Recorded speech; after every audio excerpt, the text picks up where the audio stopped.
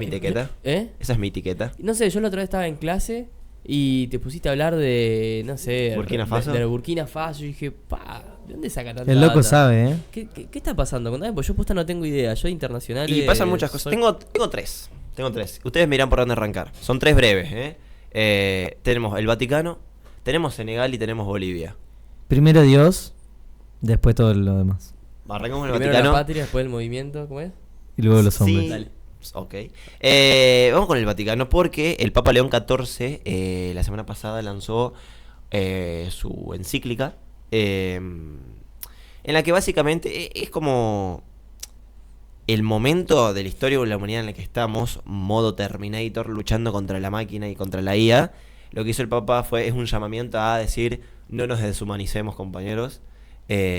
Así lo dijo. Ok, guacho, lo admito, un poco me preocupa el avance de la IA. Digo. Claro, eso dijo, básicamente. No, decía que la inteligencia artificial actual, un párrafo que me quedo, ¿no?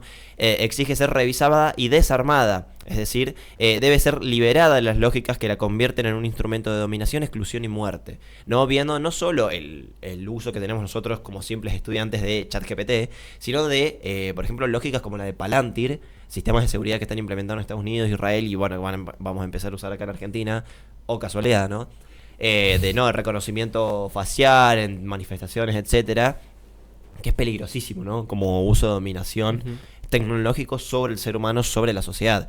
Y además también dijo algo así como que la iglesia viene luchando históricamente contra el desarmamiento nuclear, ponele, y él lo ve como una amenaza directamente a la condición humana, digamos. Otra pata más, otro flanco más que combate la iglesia, de acuerdo con el Papa, ¿no? Frente a estas amenazas a la humanidad. Por eso la encíclica trata sobre eso, ¿no? De en avances a nivel global, no solo de las ultraderechas y del hiperindividualismo, etcétera, sino también de la dominación tecnológica, de las inteligencias artificiales, de las tecnologías. Es un llamamiento a eso, es decir, cada uno puede aportar su granito de arena desde donde sea que esté, que ocupe cargos representativos en la política o no. Cada uno puede combatir este avance a su manera. El hecho de hacerse... de lavarse las manos es una forma de apoyar al instrumento de dominación, dice el Papa. Así que, bueno, celebramos, por lo menos desde nuestro lado. No, y además, ¿sabés qué me resultó muy llamativo? Como las palabras que usó, tipo el desarmamiento de la inteligencia artificial. Y por ahí uno, ahora que lo decís vos me doy cuenta, como que cuando lo escuché por primera vez dije, ¿qué dice este chabón? Se quedó en la época medieval, pero no. Salió a aclararlo eso. Claro, pero cuando vos decís, claro, él utiliza eso porque hay inteligencias artificiales que escapan al uso cotidiano de nosotros, que son mucho más grandes e incluso son letales, digamos, esos usos. Como los drones. Claro, como los drones, ponele. Entonces ahí decís, claro, tiene razón. Pero cuando lo escuchás por primera vez decís, nada que ver lo que está diciendo. Claro, él usa el término desarmar no como... como decir, eliminarlo, erradicarlo en todos sus usos, sino desarmarlo como herramienta para la violencia y para la dominación humana y rearmarlo, rearticularlo como herramienta para el avance de la sociedad, una sociedad más justa, ¿no? Una sociedad más equitativa, más las líneas todas del cristianismo. En ese sentido usa el Papa la palabra desarmar. Re interesante. Yo el otro día leía, después de que sale esto, lo vi muy de pasada, no lo había leído, sino vi comentario al respecto, que sí, solamente hay dos polos en la humanidad, pensando por fuera de la lógica de acumulación ilimitada. Una es... el Partido Comunista Chino. Uno es el Partido Comunista Chino y otro es la Iglesia Católica, que creo que el Papa de alguna manera retoma... Hay algo ahí. Hay algo ahí. Sí, digo, por un lado la Iglesia Católica, por otro lado el Partido Comunista Chino, que son los que... Sí, es Roma y China. Es Roma y China, Roma y Pekín, sí. Decía que el Papa retoma el legado de Francisco y sigue en esta línea de no optar por la no toma de posición, sino hacerse cargo del rol que tiene la Iglesia Católica como referencia simbólica, política, espiritual. Totalmente. Para, bueno, nada, hacer del mundo un lugar mejor, que lo que tiene que hacer la Iglesia. Totalmente de acuerdo con vos, Tommy. Me quedo con otra cosa, abro un paréntesis. esto que decías vos de Roma como un epicentro de esto, de los que no piensan en la lógica del mercado, de la acumulación del capital. Fijarse cómo se suavizó, podríamos decir, en términos ideológico-políticos, Giorgia Meloni, primer ministra italiana. De las derechas, en general mundiales y europeas más específico, fue de las pocas que se pronunció desde un primer inicio en contra, del genocidio en Palestina, de la guerra con Irán, empezar a resquebrajar las relaciones con Estados Unidos, ¿no? Y yo creo que también va de la mano con eso, ¿no? El hecho de estar en Roma, en Italia en este caso, te lleva un poco con la oleada.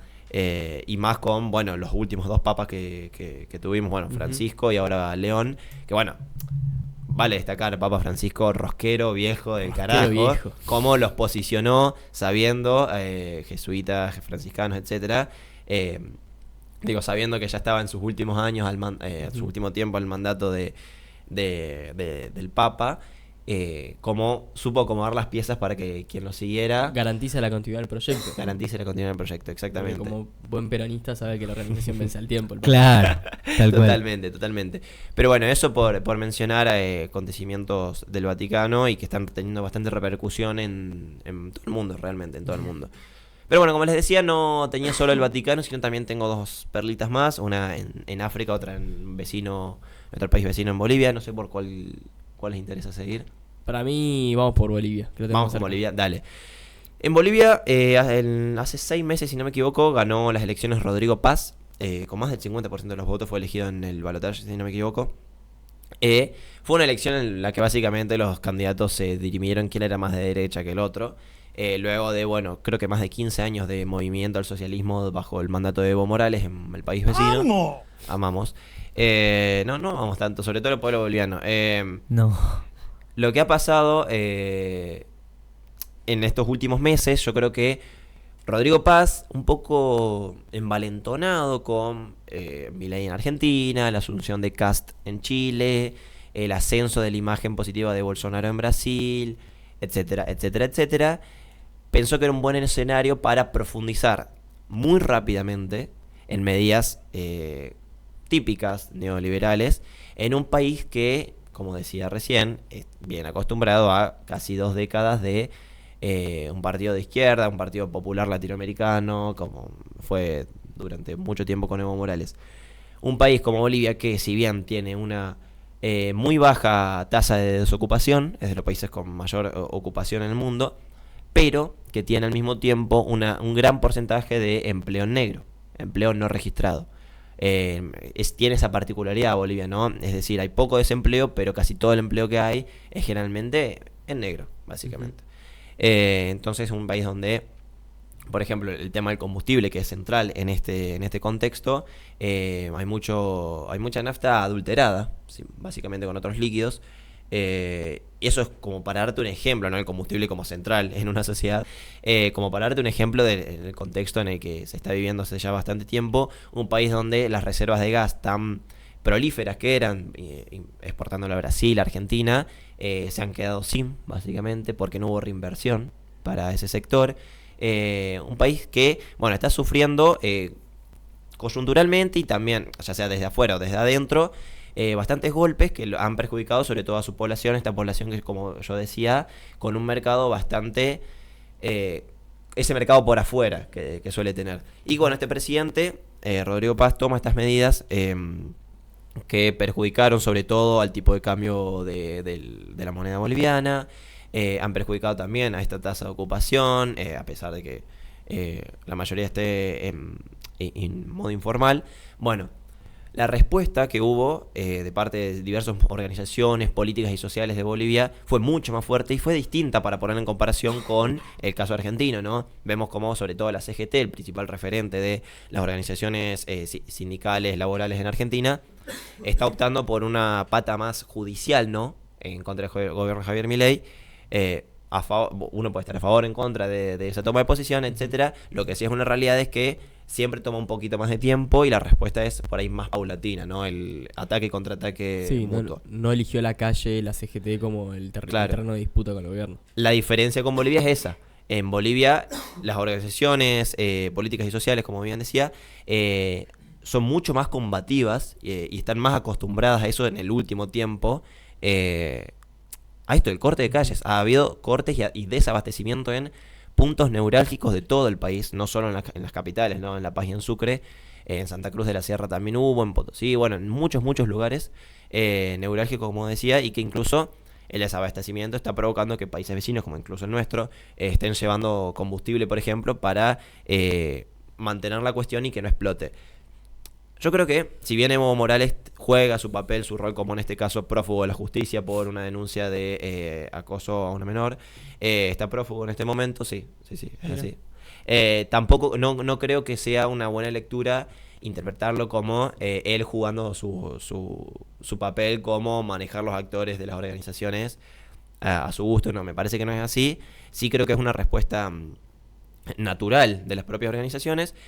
No creo tampoco que esto desestabilice por completo el gobierno de paz. Para mí va a salir de esta. Muy golpeado, pero va a salir. Veremos ahora cómo se dan las negociaciones. Pero sí que le va a marcar la agenda de cara a futuro y ahí ver qué futuro le toca. Así que nada, eso está ocurriendo en Bolivia ahora. Por eso las manifestaciones están dando...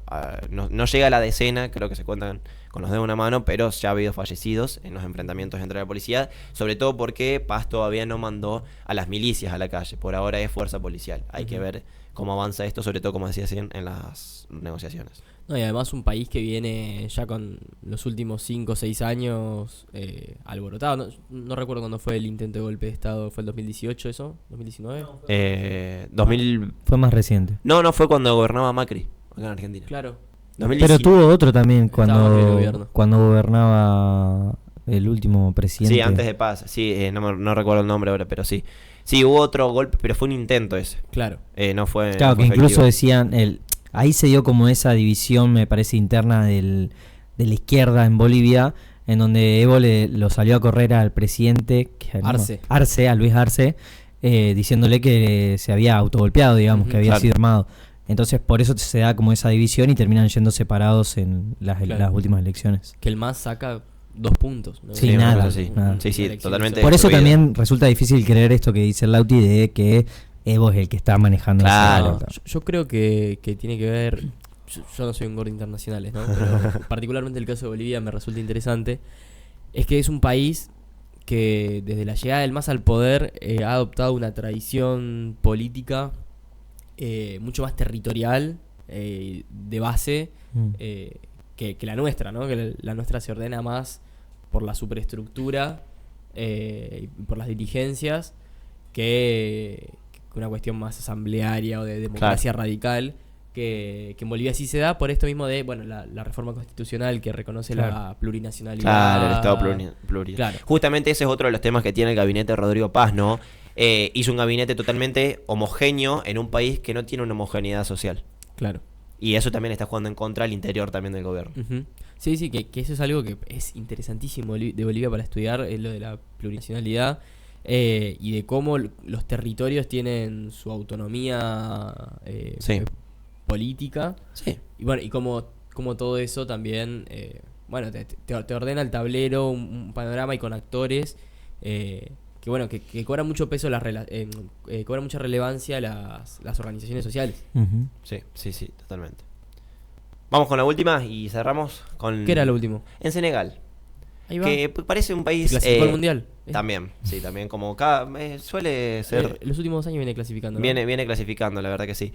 Pero pasaron cositas porque, bueno, nos parece lejano, pero es muy interesante lo que pasó para analizar.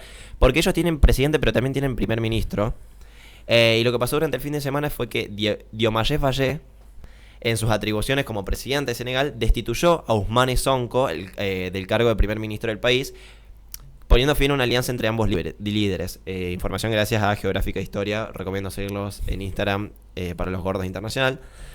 ¿Qué problemas surgieron a partir de eso? Es que Faye ganó la presidencia en el 2024 gracias a los votos que le otorgó Sonko, el que era primer ministro y que lo destituyó.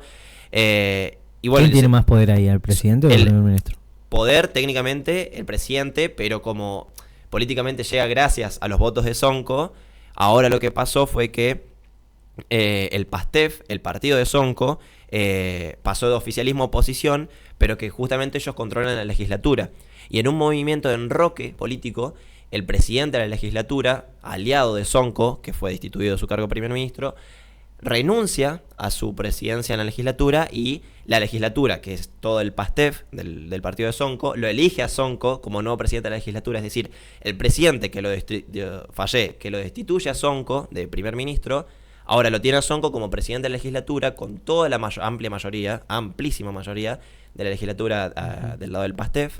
Entonces, el presidente Fayet no va a poder emitir ninguna ley, porque todas tienen que pasar por la legislatura, que está en manos de Sonko, el que expulsó de su cargo primer ministro. ¿Por qué lo expulsa? Básicamente porque, bueno, están habiendo en los últimos años movimientos panafricanistas tomando el poder justamente en el continente africano, en vistas de estas luchas contra el poder y la hegemonía neocolonialista francesa. Lo que Sonko dice sobre Fayet, el presidente, es que se desvió de esa agenda panafricanista y volvió como ese amiguismo con Francia, de ese favoritismo, ¿no? Con Macron. Entonces, Fayet, que tenía más poder, lo destituye para que le deje de romper, bueno, ahí. Y Sonko dijeron, bueno, no queda así, porque encima no solo tiene el poder político en las cámaras, sino que también tiene el poder social, porque las manifestaciones que se dieron en Senegal fueron miles y miles de personas en las calles apoyando a Sonko. Entonces tiene el poder político, tiene el poder social, y va a ser interesantísimo cómo se da a partir de ahora la rosca en Senegal, que parece nicho, pero está bueno ver cómo en otros sistemas de gobierno cómo funciona el tema presidente, primer ministro. Yo te iba a preguntar eso, capaz que te pongo en un aprieto, A ver. pero ¿cómo es el modo de elección? O sea, ¿quién elige al presidente? ¿Quién elige al primer ministro? ¿Es voto popular? Es como en Francia, no recuerdo bien ahora técnicamente, pero es como en Francia, es decir, al presidente, si no me equivoco, sí, creo que es por...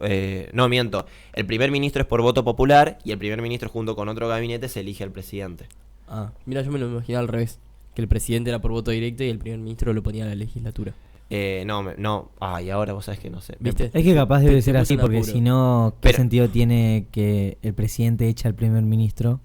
Y tiene más atribuciones, no sé, pero en Francia es así, o sea, Macron ya lo ha hecho, por ejemplo. Claro, pero en Francia Macron no es elegido por voto popular, voto directo, y es el presidente, o es el Claro. primer ministro. No, es presidente. Claro, yo Y creo que destituye, debe ha ser así. destituido a varios primeros ministros. Claro, el primer ministro lo pone la legislatura. Capaz. Debe ser entonces, sí. No tengo idea. Sí, bueno, son cuestiones... Pero me psicológicas. llama la atención. Sí, debe ser así, debe ser así. Bueno, ahí está, tenés razón, se me confundieron los roles. El presidente sí es elegido por voto popular, pero esos votos llegan gracias a que hizo una Eso quería alianza. preguntar. Ah, ahí va. Hizo una alianza con el PASTEF, el partido de Sonko, que tiene mayoría parlamentaria, entonces como presidente lo mandaron a que voten a Fayet. O sea que sería como un Alberto Fernández. El Y, Fayet. Y Cristina, su primer Y claro, ministro. y Cristina Sonko. Claro, bueno, Ok. es una gran Ok. analogía la que hicieron, la Ahí verdad va. que sí. Y como si Alberto hubiese destituido a Cristina y Cristina dijo, no, papito, Claro. y todo, y se la armó, así que eso está interesante. Pero bueno, Claro, era eso. Mira, Muy mencionarlo. interesante. Al final no nos queda tan lejos. No. Podemos buscar analogías Sí. locales. Totalmente.